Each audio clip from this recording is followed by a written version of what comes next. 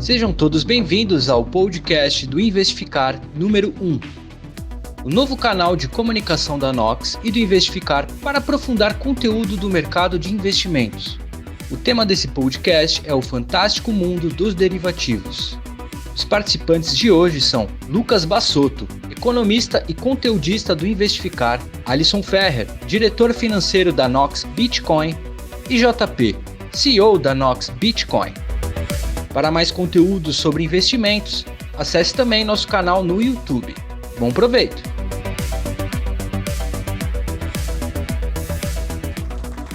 Fala pessoal, beleza? Isso aqui é o podcast do Investificar. A gente vai trazer aí um tema muito interessante, né, que são derivativos, né, o fantástico mundo dos derivativos, traz aí possibilidades infinitas, né, para a gente poder combinar estratégias de investimento, alocação de recursos na economia. São instrumentos financeiros que, embora sejam complexos, eles são fantásticos de você operar, né? Eles possibilitam muita coisa que a gente vai explicar aqui melhor nesse podcast. No primeiro momento, assim, o que é um derivativo, né? Para que ele foi criado, né? É bom a gente falar primeiro do problema, né? Porque você começar falando do derivativo em si não é muito explicativo, né?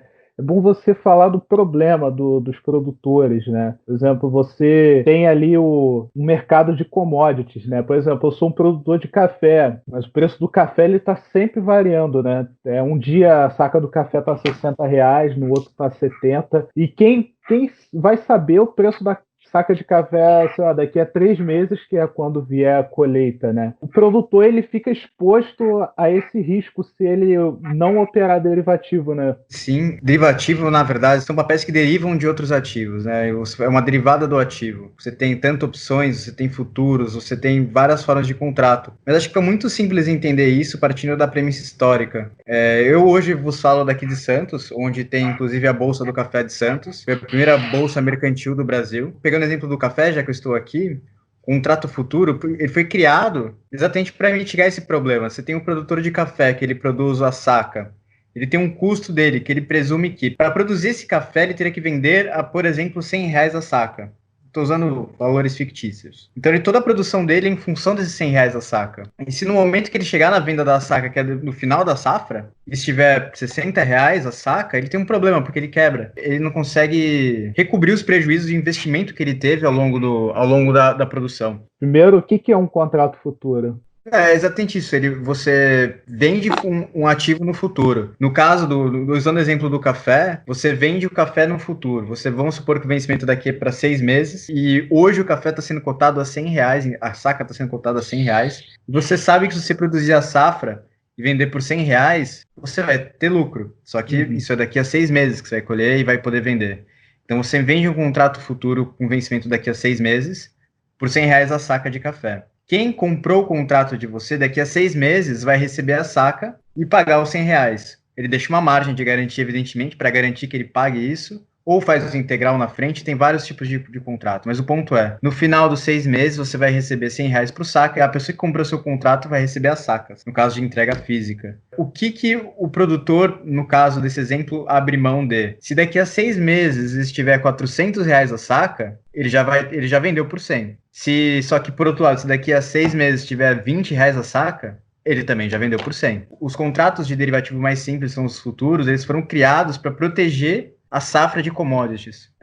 Os primeiros contratos futuros foram criados para tirar o risco de mercado da produção da commodity. E com isso você consegue produzir sua safra só se preocupando com a safra, com peste, tem outras coisas que acontecem, evidentemente, mas pelo menos o risco de mercado fica fora da equação. E quem é que assume esse risco? Quem está comprando o contrato, a outra ponta. Então, quem está comprando a outra ponta, o saco de café a R$100, ou ele precisa realmente do saco de café e ele acha que R$100 é um bom preço, ou ele está especulando que no vencimento a saca vai estar R$400 e ele pega a saca e vende a 400 com muita frequência no mercado de commodities, quem está comprando a commodity, é quem precisa garantir o suprimento, né? Então, muitas vezes a cadeia consumidora, sei lá, imagina o Starbucks, por exemplo, ele precisa ter uma oferta de café e ela precisa se planejar para o preço. Muitas vezes o preço do café sobe ou desce no mercado, só que a Starbucks ela quer vender o café dela pelo preço padrão lá, pelos R$5. Tem o custo de menu também, né? Imagina, você tem que ficar fazendo menu novo toda hora, né? Para cada mudança. Não, e na cabeça do cliente, tudo um valor cultural aí que foi feito. O café custa tanto, não sei nem quanto custa um café, mas sei lá, imagina R$4, R$5. R$14 no Starbucks, amigão. 14 reais? 14 reais. Ali na região ali da Faria Lima, no cafezinho ali já é R$5. Depende muito da região. Não, né? isso é um expresso, né? Um expresso na região custa R$5. Como é que o Starbucks vai custar 14? Talvez aqueles café gourmet do Starbucks. É o café com açúcar lá. Não, o Alisson vai muito nisso aí, então ele já sabe. Ele nem questionar. Boatos aí que o Alisson opera derivativo do Starbucks. Bota o chapéuzinho dele lá, fica no cantinho com o notebook ligado. Só operando.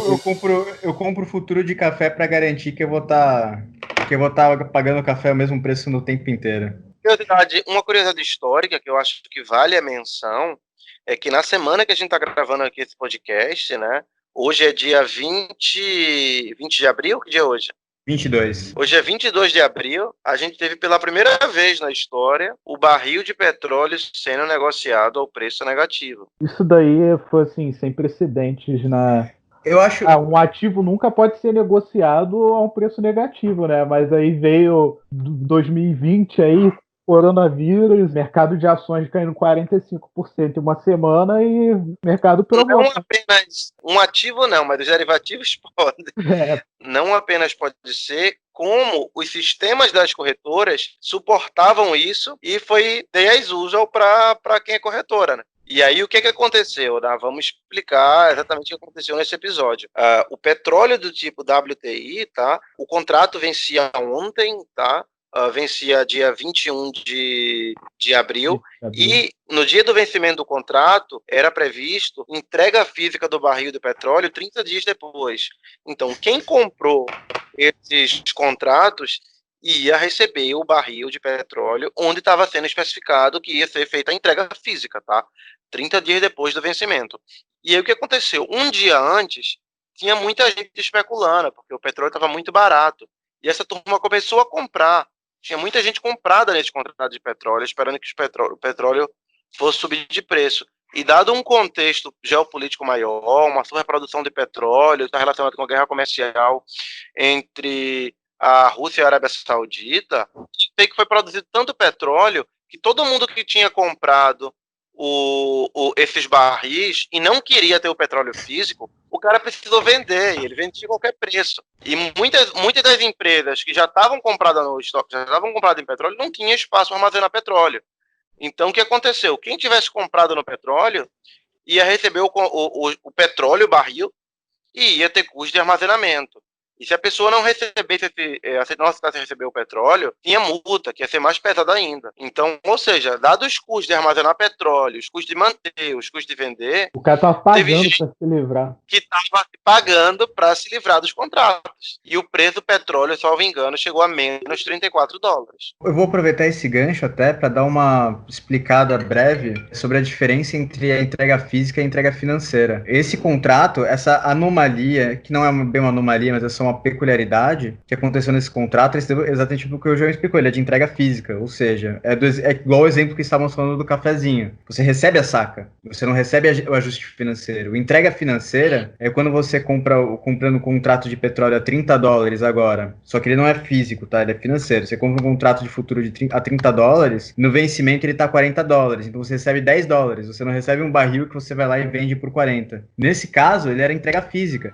Então, literalmente, chegaria um caminhãozinho com petróleo, com vários barris na sua casa, e perguntaria onde é a garagem para você deixar os barris. Isso tem um custo gigantesco, porque a gente não tá falando de 1, 2, 3 barris. Tem gente que tava com 10 mil, com o equivalente a 10 mil. Gente, é muito. Imagina, teve um diretor de uma escola, virou até notícia. Eu vi. Ele tava botando barril de petróleo na escola, cara. O cara comprou o petróleo, pelo que a gente viu, foi com dinheiro da própria escola, ele devia ser tesoureiro, alguma coisa assim. Não. Viu que o petróleo era muito barato e o cara saiu comprando petróleo, não conseguiu se desfazer dos contratos, e o cara tá com 10 milhões de barris de petróleo para armazenar. Ele só tem essa escola para armazenar, entendeu? Esse petróleo não foi entregue, ele vai ser entregue, salvo engano, daqui a 4 semanas, tá? O contrato prevê isso. Mas vai chegar o petróleo pro cara, ele vai ter que receber. Pode ser que ele queime, jogue fora, ele tem problema ambiental, ele vai ter outro problema. Mas enfim, ele vai ter que receber esse petróleo.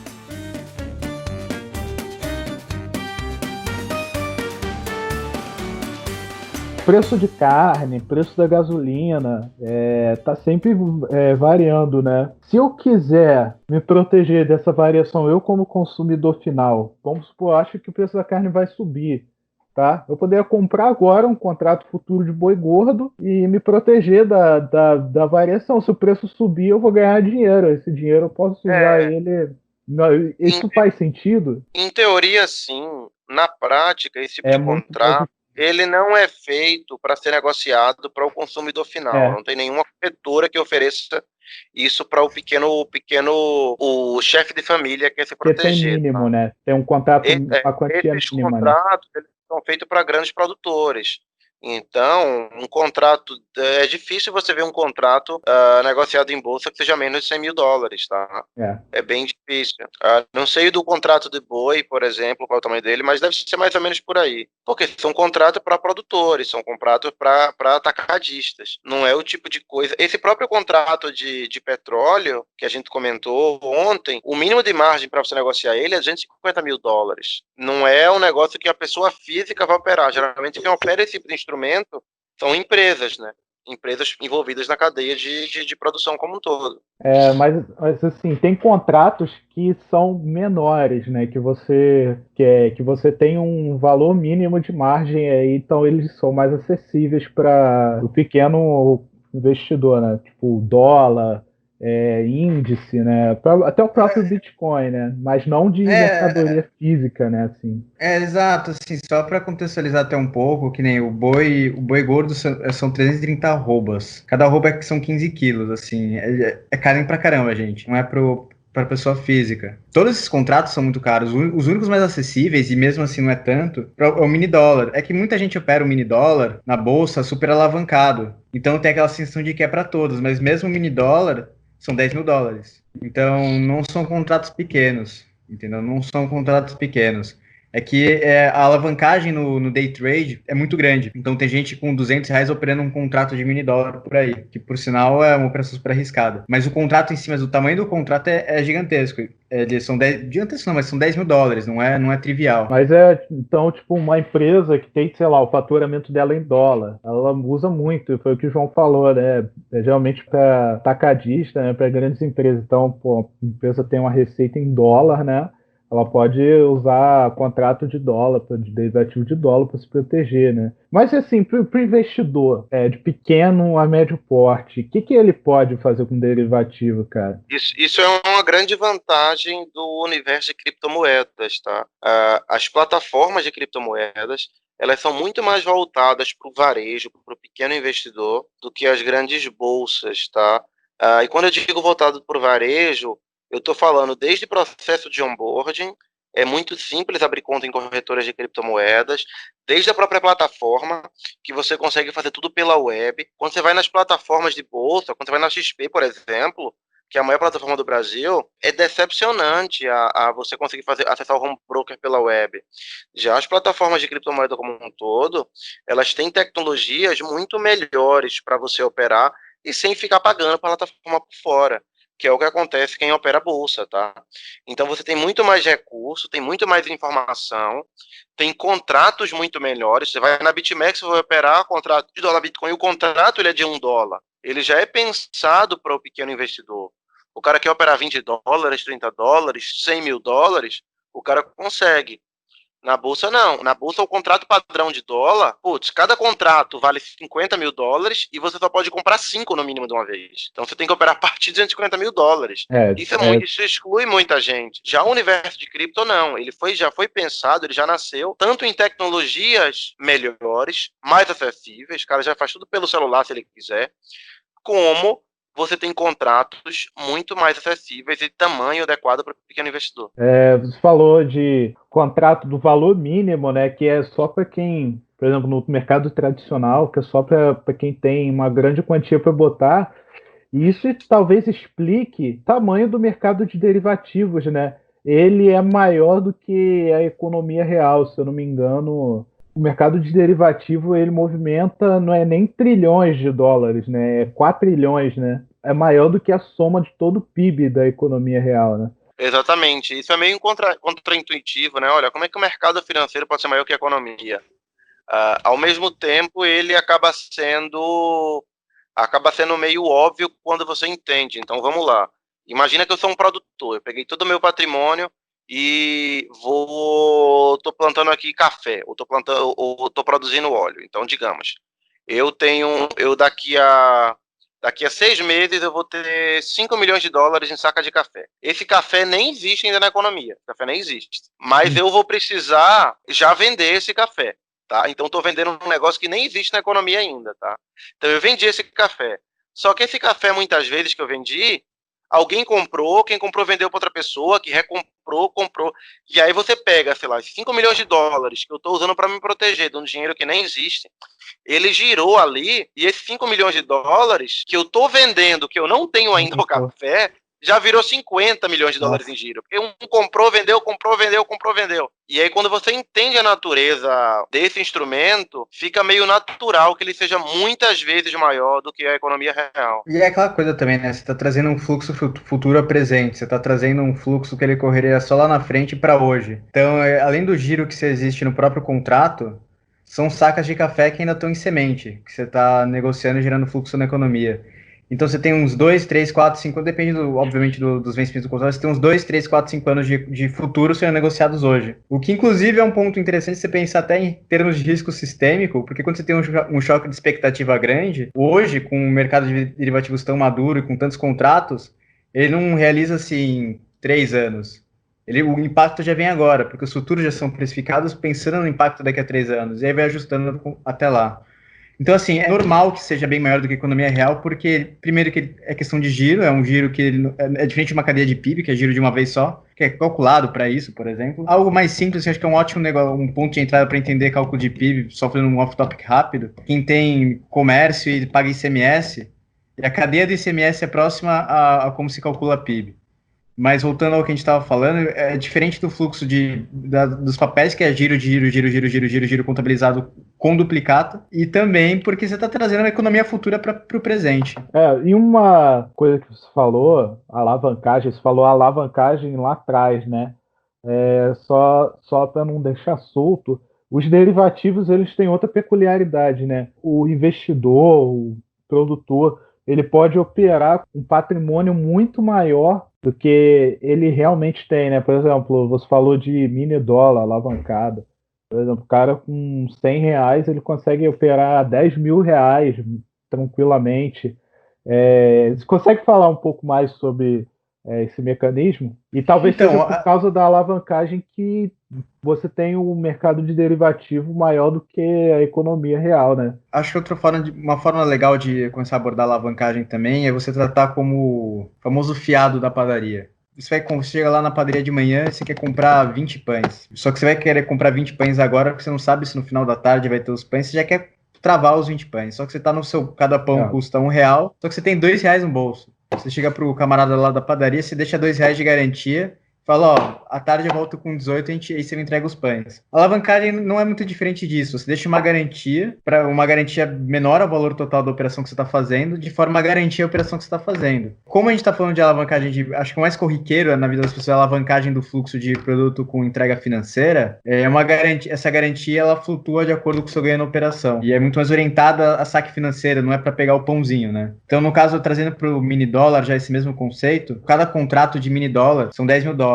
O que hoje dá seus R$54.000. Aliás, que saúde do dólar, hein? Mas enfim, hoje dá seus R$54.000. Você deixa lá na corretora R$5.400 de garantia, 10% do valor. Valor fictício aqui, tá? Proporções fictícias também. Você deixa lá 5.400 na corretora, como uma garantia da operação, e você fecha um mini contrato. O que acontece? Esse contrato ele é de entrega financeira. Então você tem 5.400 na operação e está operando como se tivesse 54 mil. Então, para cada R$1 que mexer no dólar, você tem uma diferença de R$10 na sua garantia. Você está vezes 10. O que significa que, se o dólar cai 10%, você tem um prejuízo na sua posição igual ao tamanho da sua garantia. O que significa que você perder, significa que você sai da operação. Você perde toda a garantia e sai da operação. Se o dólar sobe 10%, você tem um lucro igual à sua garantia, você tem um ganho de 100% em relação à sua garantia. Então, a alavancagem é isso. Você põe uma garantia menor para você fazer uma operação maior do que você está fazendo. Você tem a flutuação da operação cheia, e essa flutuação não pode ser maior, assim, não pode ser, assim, uma flutuação negativa dessa sua posição não pode ser maior a sua garantia, ou seja, você não pode ter um prejuízo maior do que a sua garantia, senão você sai da sua posição, a corretora te zera da posição, você é o famoso liquidado. E qualquer lucro que você tiver acima disso, ele acrescenta em função da sua posição real. Não sei se ficou claro, mas é bem mais simples do que parece. Como é que seria esse lucro acima da garantia? Seria um prejuízo acima da garantia. Você tem 5.400 de garantia na sua operação de R$54.000, ou seja, um mini contrato de dólar a 5,40, e o dólar caiu 10%. O dólar agora, estamos em 4,86. Certo. Ou um pouco acima disso, até por questão de segurança. Vamos falar 4,90 aqui. O dólar está 4,90 aqui. Teve um prejuízo de 10%. Esse 10% de 54.000 que era o original são 5.400, que é o mesmo que a sua garantia de 5.400. Então a sua garantia ficou zerada, porque a garantia é exatamente para cobrir o prejuízo que a corretora possa vir a ter, te emprestando esse dinheiro para você comprar a posição inteira. Então a corretora tem um prejuízo de 5.400, ela vai pegar a sua garantia, ela vai ficar zerada, você vai ficar zerado. Ela vai ficar zerada de prejuízo, você vai ficar zerado total. Você não tem mais nem a posição que você saiu dela e você não tem nem mais a sua garantia. É assim que funciona a alavancagem na prática. Teoricamente tem outras nuances, mas na prática, no dia a dia, na mão, é isso. Beleza. Ficou bem mais claro, né? Você depositar ali um dinheiro, você vai pegar, vai conseguir negociar com mais do que você depositou. Se o teu trade andar na direção contrária, você talvez perca a sua garantia, né?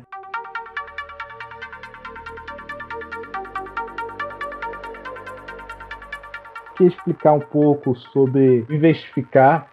Investificar é um nosso portal de conteúdo. A gente coloca também notícia, tem muito conteúdo lá sobre derivativo, investimentos, estratégias de investimento, como se comportar em certas situações do mercado. Até ali tem muita coisa para você aprender a investir, de fato, o seu dinheiro melhor, né? E também tem notícias lá com curadoria já, análise, não ficar só aquela notícia vazia, né? E também é um podcast da Nox. João, se você puder explicar melhor o que é a Nox, né? Como que essa empresa funciona, a proposta.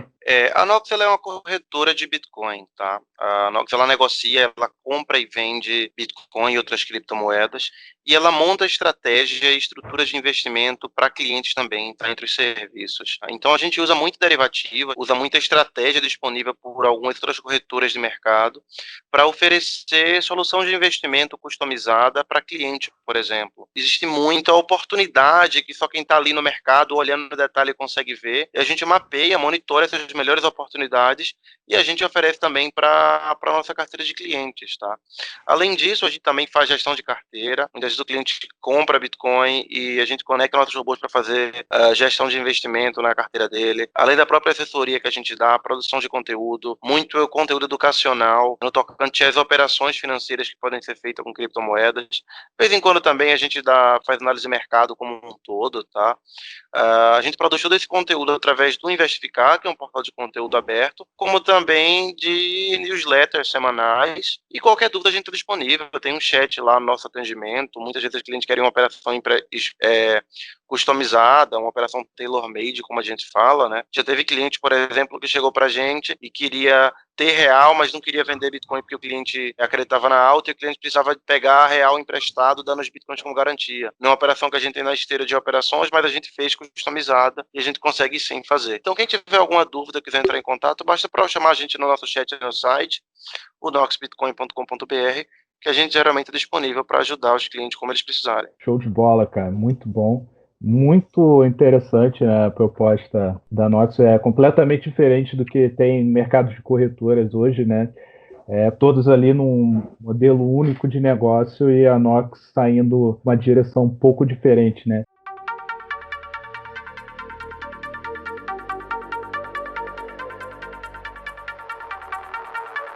Uma outra curiosidade, tá? Pouca gente sabe, mas os McNuggets, né, que são vendidos evidentemente no McDonald's, eles surgiram por conta dos derivativos, né? Os derivativos tornaram ele possível, mas como que isso foi feito? João, você consegue explicar pra gente? Claro, é uma história muito bacana, tá? Tem um hedge funding super famoso chamado Ray Dalio. Ele tem um livro chamado Principles, que ele conta um pouco dessa história. E ele dava uma consultoria para o McDonald's, né? O McDonald's tinha criado esse produto e eles estavam querendo lançar. O McDonald's tinha feito o conceito, tinha feito a prova, tinha feito todo o marketing e queria lançar o produto nacionalmente. E aí eles tinham dificuldade muito grande de conseguir oferta de frango a preço fixo para poder distribuir esse produto nacionalmente durante muito tempo. Então, é um problema complexo, sabe? Quantas unidades de McDonald's tem para eu garantir a oferta de frango o suficiente para eu fritar o McNuggets ali e fazer uma campanha nacional lançando o produto. E aí a McDonald's já tinha os fornecedores dela de frango, só que esses fornecedores não queriam se comprometer com um contrato de longo prazo, salvo engano era 2 anos, de oferta de frango a preço fixo. Porque o produtor tinha medo, ele não sabia se o preço dos custos deles ia subir, etc. Eles não queriam fazer um contrato muito longo, feito a McDonald's queria. E aí o Ray Dalio foi chamado para dar consultoria e modelar o problema, e aí ele conseguiu convencer os produtores de frango que o frango ele é uma máquina super simples, mas o quanto o pintinho vai comer de ração. O preço da ração ele é composto por milho e soja. Então, se os produtores comprassem o derivativo, comprassem milho e soja no mercado futuro, eles conseguiam garantir para a McDonald's que eles iam entregar o frango a um preço definido e sabido. Então, eles conseguiam se planejar para a produção de frango. Aí a McDonald's conseguiu fazer esses contratos com os produtores e lançou o McNuggets na década de 80, né? Imagina a complexidade que deve ser, ainda mais nos Estados Unidos, onde você tem, em cada esquina você tem um McDonald's, tá? Imagina quanto o americano consome, você conseguir garantir a oferta, garantir que você vai ter lá o insumo para você fritar na hora, no país todo, é de uma complexidade surreal. Quando a gente simplesmente chega lá, consome um produto, não passa pela nossa cabeça quão complexa é a cadeia produtiva. Porque não existia derivativo, né? E quando os produtores conseguiram comprar esses futuros, eles conseguiram travar, né? Já existia, esses instrumentos já eram negociados em bolsa, só que os produtores não tinham acesso, né? Não tinha informação, não sabia operar, ele não sabia como ele poderia se usar desse tipo de instrumento para garantir um preço do frango final que ele vai vender, né? Porque não é tão direto. Ele está comprando derivativo de milho, cara. Está comprando milho, soja de commodity para garantir o preço que ele vai vender o frango, que é basicamente o custo dele, é o custo da ração. Isso é interessante porque ele mostra como é que os derivativos são tão importantes para a distribuição e para a alocação de recursos na economia, né? Então não seria um exagero afirmar assim que sem os derivativos muita gente passaria fome, né? Os derivativos propiciaram a produção de comida em larga escala, né? A gente não teria grandes empresas, grandes conglomerados financeiros produzindo comida em escala tão grande se não fossem esses instrumentos derivativos, porque, assim, é muito risco, entendeu? Ninguém tem um bolso tão fundo para produzir tanta comida sem levar prejuízo em algum momento. Então, certamente os grandes produtores de alimento teriam quebrado. Como eles já conseguem vender antes de produzir, entendeu? Eles conseguem se proteger. Então, o mercado financeiro acaba funcionando como um instrumento, né, de transferência de risco. O produtor transfere o risco de mercado da produção dele através de derivativos. Só que, além desse, o produto tem outros riscos. O cara tem risco de ter uma praga, de ter uma geada, de a comida sair. Só que aí ele tem outros tipos de seguro que ele pode fazer no mercado financeiro para cobrir esse tipo de coisa também. Você falou de seguro. Mercado de opções é um tipo de derivativo, né? Eles também são muito utilizados para o produtor e para o investidor, né? Que quer se proteger, né? Da oscilação, né? No mercado futuro, você comprou o ativo, então você é obrigado a ter ele, né? Exercer ele, né? Na opção, isso não acontece assim, né? Exatamente. Opções são derivativos um pouco diferentes, né? Então, quando você está negociando opções, você está negociando, de um modo geral, você está negociando o direito de comprar ou vender algo. Quando eu estou negociando no mercado futuro, eu estou negociando o bem, o preço do bem em data futura. Quando eu estou negociando opções, eu estou negociando o direito de comprar ou vender o bem. Então, a analogia que a gente gosta de fazer é o que é uma opção de compra, tá? Imagina que eu estou querendo comprar um carro, um apartamento. Eu vejo um apartamento maravilhoso, gostei daquele apartamento, e aquele apartamento custa 300 mil reais. E eu estou em dúvida se eu estou querendo comprar aquele apartamento ou não, estou com medo de achar um apartamento melhor, mais barato. Só que também estou com muito medo de o vendedor vender esse apartamento para outra pessoa. Então, o que eu posso fazer? Eu posso dar um sinal para o vendedor, digamos, eu pago, sei lá, 6 mil reais, 2% do valor, para o vendedor garantir aquele bem para mim, garantir que aquele apartamento é meu, ou seja, garantir que eu tenho o direito de comprar aquele apartamento. Só que se eu depois descobrir que eu não quero comprar aquele apartamento, ou que eu achei um apartamento melhor, eu posso abrir mão dos 6 mil reais que eu paguei de sinal, tá? E comprar outro apartamento. Ao mesmo tempo, se eu quiser comprar aquele bem mesmo, o sinal que eu paguei, ele me dá o direito de eu comprar pelo preço que foi combinado. Então, um sinal que eu pago para comprar um imóvel, um carro, é uma espécie de opção, né? É um direito de comprar o bem. Os derivativos, então, eles têm um papel fundamental na alocação de recursos da economia. O cara ele consegue transferir risco, consegue especular, mas por que os derivativos são tão criticados? Eu vi um documentário que critica muito derivativos, culpam o derivativo assim, da crise de 2008, de ser todo o mal do mundo, e esse cara ele fala meio que tinha que proibir os derivativos, né? O que você acha dessa crítica? Existe mau uso desse tipo de instrumento, existe operações extremamente especulativas, tá? Que muitas vezes elas podem ser feitas e causando dano na economia real. Um exemplo disso que a gente viu foi na própria bolha de 2008, tá? Então, esses bancos, os grandes bancos, estavam vendendo derivativos à rodo e à direito, supostamente lastreados em imóveis, e o mercado de negociação desses derivativos lastreados em imóveis ficou muitas vezes maior do que o mercado de imóveis, do que o mercado de hipoteca. Então, o negócio perdeu a razoabilidade. E aí, uma bolha ou um problema financeiro que deveria ter sido de 1 grau ficou muitas vezes maior, dado esse mau uso de contrato derivativo, né? Então, sim, derivativos eles podem ser instrumentos perigosos se eles forem usados de forma irresponsável, que foi o que aconteceu em 2008. O nome do filme é Capitalismo, uma história de amor, do Michael Moore. Documentário assim, que para quem quiser, para quem ficou curioso tal, eu recomendo, assim, mas tem muita coisa ali que tá tecnicamente errada, né? Não é o melhor documentário para aprender sobre derivativo, mas tem outros fatos interessantes ali, né?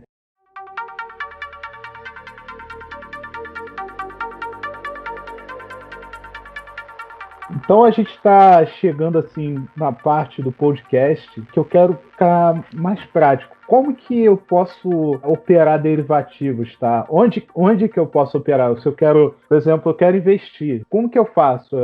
Eu quero usar um derivativo numa estratégia de investimento. Qual estratégia eu consigo fazer com o uso de derivativo? Olha, assim, você tem várias estratégias para fazer. Falando um pouco de futuros, começando por futuros que é mais simples, você tem estratégias chamamos o famoso cash and carry, né, que é dinheiro e carrego, que você pega o ativo, a presente, e vende o futuro. Na prática, você ganha os juros entre um e o outro, né? Então, usando novamente o exemplo do começo da ligação, ou o exemplo melhor, vamos pegar o exemplo do petróleo, inclusive, que é algo mais recente, mais divertido. Quem tinha um galpão gigantesco para ficar segurando barris e barris de petróleo e armazenar e pagar o custo, pagar tudo, ele poderia ficar com esse barril comprado a peso de nada, porque inclusive estão pagando para ele pegar esse barril, e vender o contrato futuro longo de petróleo daqui a 12 meses, onde o preço já está normalizado. Daqui a 12 meses ele entrega o barril e ele ganha essa diferença de preço. Então, isso é a estratégia mais comum de todas, a mais simples de futuros. Isso funciona também com o próprio dólar. Como a gente não tem dólar físico no Brasil, pelo menos de vias fáceis, acessíveis e legais, você pode pegar um contrato de mini dólar mais curto, como, por exemplo, pegar o que vai vencer agora em maio, e vender o contrato de mini dólar de outubro, de novembro, de dezembro. Dessa forma, você fica exposto na diferença do preço deles, e você coleta um juro que, em tese, teoricamente, no mundo perfeito, o mercado ok, tende a ficar muito próximo da Selic. Mas enfim, isso é a operação mais simples que tem de futuro, tá? Para opções, tem quase tantas operações quanto pássaros na Amazônia. Até pela característica muito maleável delas. Mas as mais simples que tem, as mais fáceis de explicar, inclusive, é o lançamento coberto, que é uma lógica muito parecida com o cash and carry de futuro, que é você tem um ativo também, vamos pegar Bitcoin, já que estamos falando contra de Bitcoin, você tem um Bitcoin agora, e você tem o Bitcoin na sua carteira, um Bitcoin, e você vende uma opção de compra, uma call, né? Você vende uma opção de compra de um Bitcoin com um preço um pouquinho acima do preço agora. Estamos falando aqui em 38 mil reais. Para não falar em reais, não falar em dólar, estamos falando aqui em 38 mil reais.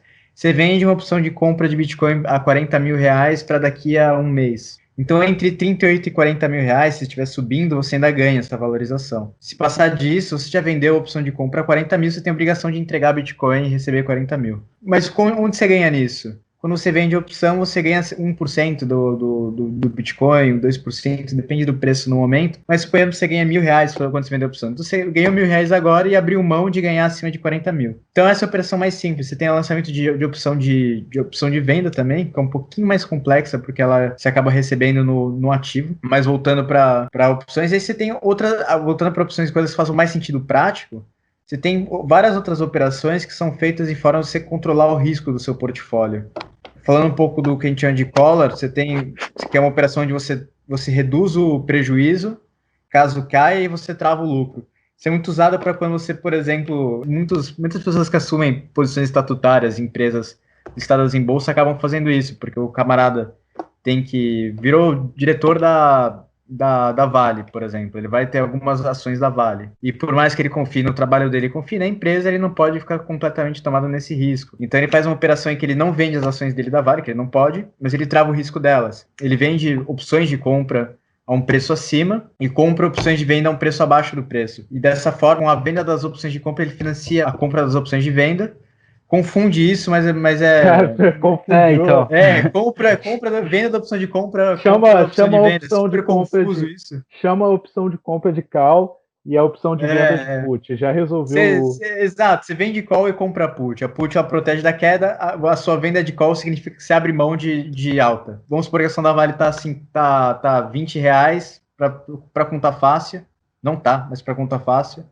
Então ele vende a call a R$30, então se passar de R$30 a opção da Vale, ele não ganha nada acima disso, e compra put a R$18, então se cair abaixo de 18 ele está protegido, é como se estivesse vendendo a 18. Então assim, com opções, isso é só um exemplo de uma operação que ela está no limiar da complexidade, ela não é complexa, mas ela já tem uma característica um pouco mais sofisticada, e são exemplos de algo que você pode fazer com opções. Então, assim, como eu falei, tem mais estratégias do que pássaro na Amazônia, mas pela natureza delas, ela é muito maleável, muito flexível para encaixar de acordo com a sua necessidade. Só para deixar claro a diferença do call e put. Qual você está negociando o direito de comprar? Uma put, você está negociando o direito de vender. E você combina essas duas e você consegue fazer todas essas estratégias aí que o Alisson falou pra gente. O Alisson só agora ele falou de pelo menos 3 estratégias, mas tem mais de 20, 30, você consegue fazer muita coisa, você consegue combinar um contrato futuro com uma opção, e aí vira uma verdadeira salada, né? Mas assim, pro cara que ele quer operar isso, ele escutou isso aí tudo que o Alisson falou e falou, cara, nossa, isso é fantástico, eu quero virar trader, investidor, onde que eu posso operar isso, né? Onde que eu posso operar derivativos, né? Como opções futuras. A corretora que a gente mais usa chama-se Deribit, tá? Deribit.com. Mas isso é para Bitcoin, né? Assim, só para Bitcoin.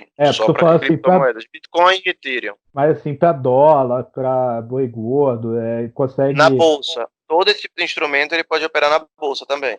Aí ele consegue operar nas plataformas, né? Tipo Clear, XP, né? Então, ele consegue operar ouro, boi gordo, dólar, índice de bolsa, café, consegue operar tudo lá, né? E para cripto também BitMEX, né? Da Bit. Mas agora sim, uma prática. Por exemplo, eu tenho Bitcoin hoje, que está $7.000, tá? Pô, mas eu tô com medo dele cair.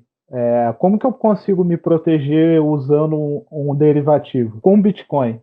Existem diversas formas, né? Uma forma mais comum e mais simples é você simplesmente vender esse Bitcoin no mercado futuro. Geralmente o mercado futuro tem um ágio aí e você vende esse Bitcoin no mercado futuro. A melhor corretora para fazer isso, ela chama BitMEX, tá? Uma outra alternativa um pouco mais sofisticada é você comprar uma put de Bitcoin. Então, o que é uma put? A put é um seguro de carteira. Então, se o Bitcoin está sendo negociado por $7.000, você vê, olha, até quanto eu estou querendo proteger. Se eu estou querendo proteger esse meu Bitcoin até $6.000, eu posso ir na Deribit e comprar uma put no strike de $6.000, certo? Ou posso comprar meia put, que não necessariamente proteger esse Bitcoin inteiro. E aí eu estou protegido ele de uma queda até $6.000, tá? Por quê? Porque eu tenho o direito de vender esse Bitcoin a $6.000. Então, se o Bitcoin tiver $5.000 e eu tiver pago, digamos, $50 pelo direito de vender ele a $6.000, o meu prejuízo máximo vai ter sido $1.050, tá? $50 que eu paguei de direito e $1.000 que eu vou ter de diferença entre o preço do Bitcoin atual e o preço que eu comprei minha proteção. Óbvio, se eu quiser comprar uma proteção do Bitcoin a $7.000, que aí eu não perco nada, é muito melhor, eu estou muito mais seguro. Só que o preço dessa opção ela vai ser mais cara. Digamos, se uma opção que vai me proteger abaixo de $3.000 eu paguei $50, talvez uma opção de $7.000 eu vou pagar $1.000. Uhum. Então ela já fica bem mais cara.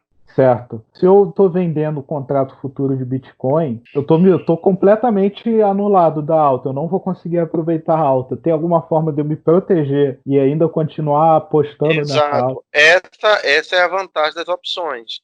Então, quando você vendeu no contrato futuro, se o Bitcoin cair, você está protegido. Você se vai o Bitcoin ter mais subir, Bitcoin, você não tá, você vai ter um prejuízo. Então você não está participando da alta. Essa é a grande vantagem das opções.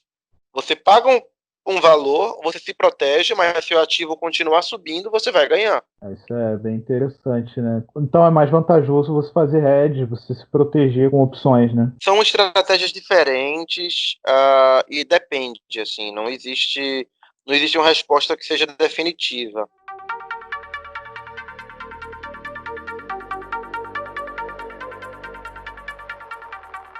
Os derivativos, eles, como a gente falou aqui nesse podcast aqui, é um instrumento financeiro fantástico, né? À toa que a chamada desse podcast é o fantástico mundo dos derivativos, né? Para quem quiser estudar mais, vai lá no Investificar, pesquisa lá, derivativos, vai vir muito texto falando que é derivativo, que é opção. Tem tudo lá no Investificar, não é um site de notícia, é muito conteúdo educativo mesmo. Pegar o cara assim na mão, falar, não, aqui ó, aprende assim, vamos melhorar sua consistência, vamos investir melhor o seu dinheiro, vamos investir com mais sabedoria.